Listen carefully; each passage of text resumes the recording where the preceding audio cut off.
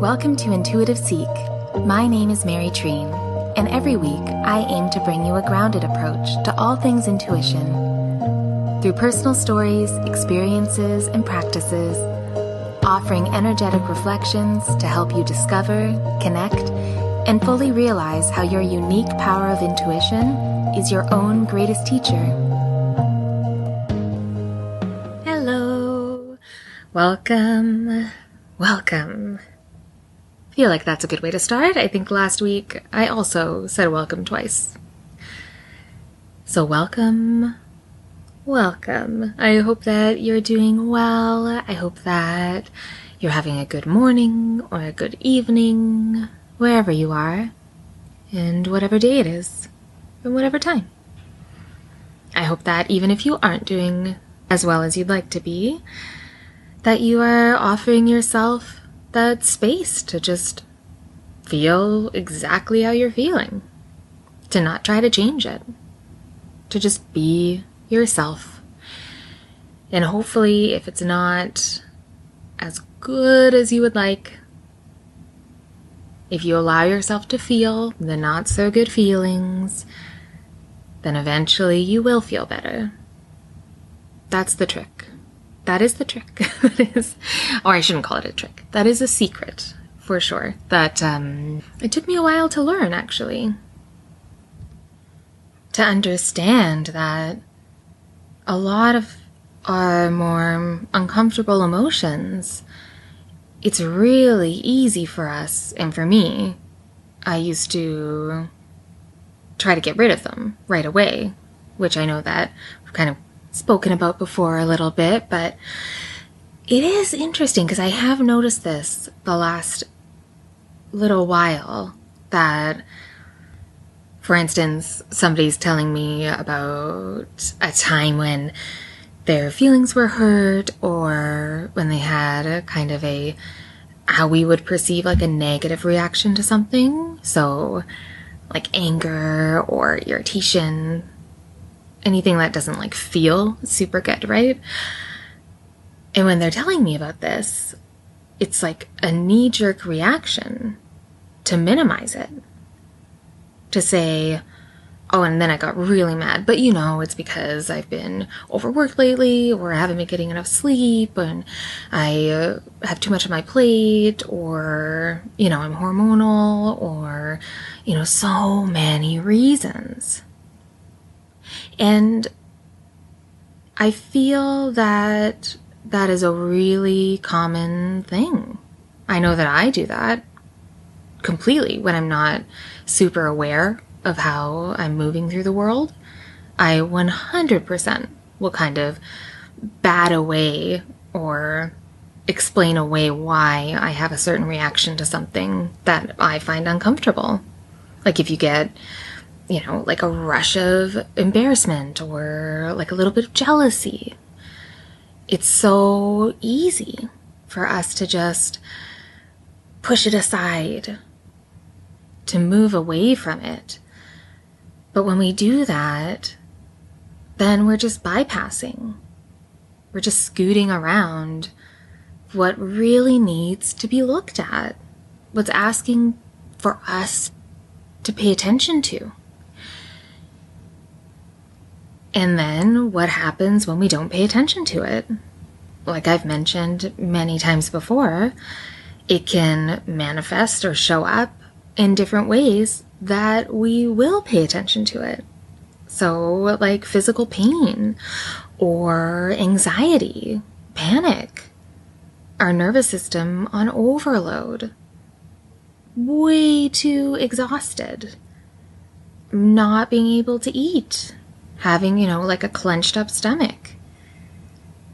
Because so many of our emotions are just expressions of our energy. And that's what I've really been seeing a lot lately. That there are many people that are wanting to make these changes in their life and in their lives because of what we've all experienced collectively around the globe the last almost 2 years now. And that really can shake us up. It can make us have a little bit more of a closer, wider, clearer picture of what isn't working in our lives. But that's not easy. So there's so many people right now, and maybe you're one of them, that want to make a big change in your life, that you know what's not working, whether it be your job or a relationship or anything. Like, it doesn't have to be big, but that you have like this clarity around how you're feeling. And instead of just accepting that, you're really, really understanding, like, oh, guess what? I don't want to feel like this. And this feeling is actually showing me that I should not be doing that thing every day that I normally do. Or maybe there's a reason that I was with this person, but I don't think I should be anymore. Taking a real look at our lives, which is one of the gifts of, the great tragedy of that pandemic, is that it offered us kind of a new perspective, which is very hard to do, to actually change our perspective on things. That is difficult, because when you change your perspective, then everything changes. And change is very challenging. When I was a teenager, I had really tried my best to kind of turn off any sensitivity I had, which really took me away from any part of my intuition, because I really just wanted to not be so sensitive. So I did. I stopped allowing myself to feel all of the feelings. So the only feelings I really felt were like angst and disdain and kind of judgment and a little bit of sadness, but mostly just like apathy, just like not caring either way about things. But the one thing I do remember, and this is why I'm bringing this up, hopefully it's interesting, is that I loved changing things. Like my room, I would always change it around. I would always change where my bed would go. I would change everything, but like all the time. Not just, once a year, like all the time. And now I feel like that was because that change would kind of like flip my perspective, and then I would be feeling something different. There would be, a real change in the energy. And it was like how I was trying to feel. And I would listen to, really sad songs and watch, sad movies or really dramatic movies, because I really wanted to be allowed to feel feelings that I'd cut myself off from. And I used to watch like really violent movies. Like I loved kind of gory, stupid, violent movies. All of like the Cold Case, Forensic Files, A&E investigations. I loved those so much. And maybe that's why culturally boys really do love, the violent video games and the intense, dramatic, gory stuff. Traditionally, it is changing, but maybe the reason is because we never, as a society, we never really encouraged men to feel their feelings or express anything other than anger. So they're probably really, really wanting to.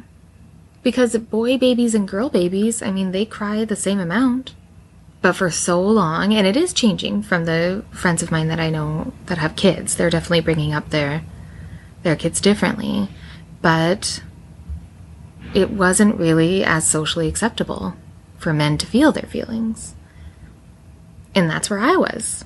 I didn't want to feel my feelings, but I still needed to activate something, because I knew that I was craving to feel anything. So I went for kind of the more shocking things. But I don't love those as much anymore. Not since my late 20s. And that makes sense to me because then in my later 20s, I went through this huge heartbreak and I finally had to. It was kind of, it was a little bit dramatic. I had no choice. I was like, okay, I'm going through this intense heartbreak. It was a big betrayal. I was actually married, and then I was betrayed quite deeply. Didn't expect it, so big heartbreak. First real heartbreak. And it was time for me to break open so I could really feel my feelings again. But I didn't know how to feel them because I had turned them off so quickly as a teenager. Like, I wouldn't even cry. I could cry in movies or for television shows. Even a really sad song, if I kind of like put myself there. So I still was able to like use my empathy, but it just wasn't like conscious. But I couldn't cry for myself. And when this betrayal happened, this big breakup, that was a gift. I was finally able to cry again. I had accessed myself again. So change is really important. And hopefully, ideally, it would not be in a global pandemic, betrayal of the person that you love. I hope that it's not that kind of change. That kind of is the catalyst to start honoring how you're feeling and what you actually want in your life. Although, to be fair, it may have been the global pandemic because it definitely made things crystal clear for me that were not before. So, yeah, it definitely could have been the pandemic for you. But change,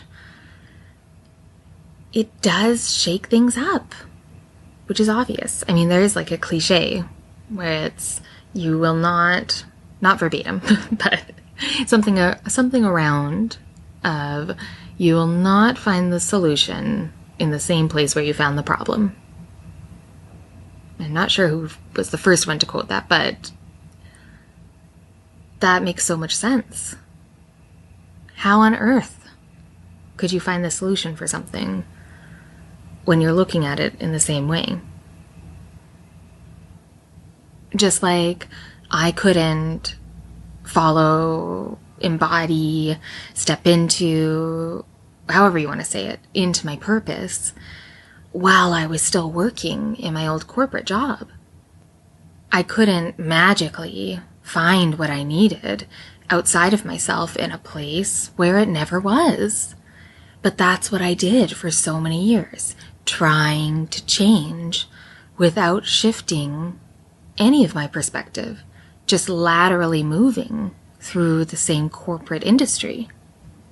And like we've talked about before, but it's such an important lesson to learn, I feel, that to follow, to inquire, to get curious about your feelings, especially the more negative ones, because they are telling you something. They're trying to tell you something.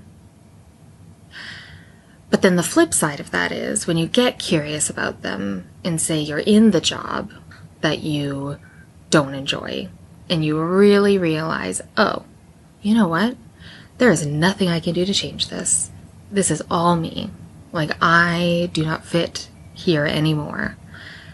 I'm not going to try to fit myself in here anymore. Well, very rarely are you allowed to just kind of quit on the spot when you realize that. And allowed meaning that you allow yourself. People have mortgages. People have families. We have responsibilities. We have things that we need a paycheck for. And that is usually why we stay, why we think we do. Usually like the top reasons why we stay in a job that we don't like. I remember for me that when I was working with someone that was helping me understand my emotions and understand my energy and really understand what I wanted, then I truly understood, like, oh, all of this frustration, all of this anger, and we talked about this before, but it feels important, like all of these reactive feelings, this is telling me that there is something else that I should be doing, because that is not how we should be feeling 8 to 10 hours a day. Doesn't make any sense. But I couldn't, just fly away from my job at that time. So I was changing in the role. I all of a sudden felt okay about advocating for the employees that I was in charge of.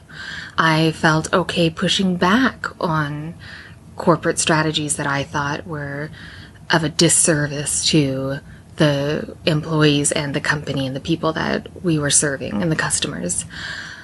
I felt kind of empowered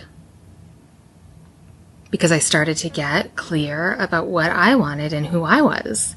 I started really connecting and tuning in to my intuition, which is the guidance that I had always been searching for. And I found it. I wasn't fully aware of how to access it all the time, but it was there. It was percolating. It was starting. But then, of course, because I had changed by remembering myself again, remembering my integrity, remembering my values, remembering who I was, my bosses did not like that. They hated it. And I had one of my big bosses come to me, book a meeting. And this is a person who had, lauded me the year before, who I'd known for over 10 years. And the year before, I had won this, industry award. And she was so just my biggest fan for all those years. Because I was just fitting into however she needed to see me. Whatever I needed to do to make sure that whatever she needed was done. Even if it wasn't even real, if it just seemed done to her, that's all I cared about. So when she came for our meeting that day, I assumed it would be like all of our other meetings. Really positive. I would tell her what she needed to hear. It would be over quickly and nothing of substance would change, or I wouldn't be honest about anything, but the status quo would have been kept. That's how it was. But now I was different. I was changing. I was changing back into who I really was. So it wasn't aligned with that anymore, how I normally would do things. But I didn't really realize how much they, in quotes, my bosses, had noticed that I'd been changing too. And they had noticed it so much that she actually brought a human resources person with her to the meeting. And I naively thought that we were going to really find some solutions for the problems that I had found, and that we would find, we'd come together and really fix the things that needed fixing. But of course that wasn't what it was. The only thing that they thought that needed fixing was me and my attitude, which was shocking to me, because that's what the meeting was for. My boss said that I had changed, and that I seemed so unhappy, and that I was always complaining now. And this is somebody that I had known for 10 years, who had always seemed like they'd been in my corner. But of course they weren't. I perceived that they were in my corner because I was hired to do a job, and I did that job better than they could have imagined. And I made their life really easy. But the moment that I realized, and it took a long time, as you've heard, and I was like, oh no, this isn't working. I can make this better. Let's get this more aligned with, because I thought, because it wasn't aligning for me, that I needed to help them change it, because that must mean that it's not working for everybody. And to an extent, that was true, because many people weren't super happy there. But that wasn't my job. That wasn't what I was hired to do at all. And when I started to have that journey of really understanding my feelings and connecting to, and not just pushing away that frustration with the company, because I spent so much time there, so much of my life, I thought that I was doing the right thing. I was changing. But of course they weren't happy about it, because that was not what I was hired to do. I wasn't hired as some kind of consultant to shake up and change the whole dynamic. They only cared about the bottom line. And when I started caring about a broader spectrum of things, they were not interested, because that would mean so much more work for them. And they loved me for all that time because I made their workload less. I made their job easier. That's always the best employee. The one that makes your job easy, not more difficult or giving you more work. But I didn't see it as work. I saw it as, I'm finally feeling aligned with myself, and I was only unhappy because I wasn't being honest, and now I'm honest, and now all of these changes are really good for me, so I'm sure that they'll respond in a good way because I feel this so deeply that this is the right thing. But no, of course they didn't respond that way. They realized, this is an employee that we cannot manage anymore because she's going against the grain of everything that we want her to do. So they came in and had this meeting, a meeting I've never had in my whole career, of being, kind of put in my place and almost given an ultimatum, because they did mention maybe this isn't the right career for you anymore. Maybe this isn't the right place for you anymore if you are this unhappy with how things are. And it's so amazing because they were right, but it really hurt my ego.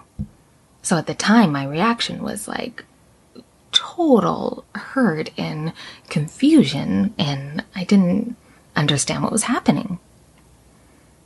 I didn't understand that when we change, then that changes how other people are going to react to us. And not everybody is going to be on board. Most of the people are not going to be very happy. Because like I said at the beginning, it's very rare when people enjoy changing or enjoy change. And when we change ourselves, then we are almost forcing the change around us. And by nobody likes to change, I mean nobody wants to change unless they decide. So they don't like that. And that's what I created. So of course, I did change. But that being reflected back to me as a bad thing really hurt my feelings and upset me. And it was not a fun time. But looking back at it now, it really highlights to me how much trust we need in ourselves when we do want to make a big change in our life, or, change back into who we really are. Because most people won't enjoy it. And I always think of change as fire because it's like one of the biggest catalysts for change. It's that, metaphorical idea around fire that people say, like, oh, you can tell they're fired up or they've got their fire back. And it really promotes like an action. And that's what you need when you want to change and make a change, is you need something to motivate you. A lot of times that fire, you'll start to feel it in yourself when you start to realize what you actually want and the changes you want to make. You'll get kind of lit up from inside. In the changes I was making in my own job, I didn't realize that not everybody wants to feel that fire or see it. The people that aren't on your side, and not in a villainous way, but just that you're not as important as they are to them, which is fine. But to those people, when you get your fire back or remember it and start really feeding it with your passions and with your trust and with your energy, the people that aren't looking out for your best interest, they're going to want to put that fire out, or they're going to tell you that it burned them, or they're going to tell you that it's dangerous and that it's not appropriate. And the people that do have your best interests and are truly supportive and will encourage that growth because they know that it is for your highest good, and in turn the highest good of all, they will love the light that your fire is giving off. They may feel illuminated themselves by it. They may be inspired by it when they finally are, lit up by your light, by that fire that you're burning. So when you're feeling that fire, if it is an uncomfortable emotion, it's probably calling for you to get curious and realize, oh, I have something, some creative force to help create an action of change so that I can step into the path that I'm really supposed to be on. I really feel that sometimes if we can trust our emotions enough, then that anger or frustration is actually a fire that's like lighting up the path right in front of you. And it's not about reacting to it, but it's honoring why you're feeling that way. And if it is that you need to make a change, then I hope you can trust that intuitive fire that you feel. And if there are some people that are not super supportive of you changing, then that may actually be a great sign to trust your feelings even more. Well, I hope this week you are able to find some time for yourself. And thank you so much for listening to this episode of Intuitive Seek. If you have any thoughts or questions, then please contact me through my website, treenlight.com, or through my Instagram at treenlight, TREENLIGHT. I will be opening space actually for 3 more clients at the end of August, and I always offer a free clarity session to see how I can support you. I have all of those links in my show notes at the bottom of the episode, so feel free to go and click there. Hugely appreciated if you subscribe wherever you get your podcasts, and if you feel called to give some support, then please share this episode with a friend, or you can also leave a review. Thank you again. Be kind to yourself, and I'll talk to you next week.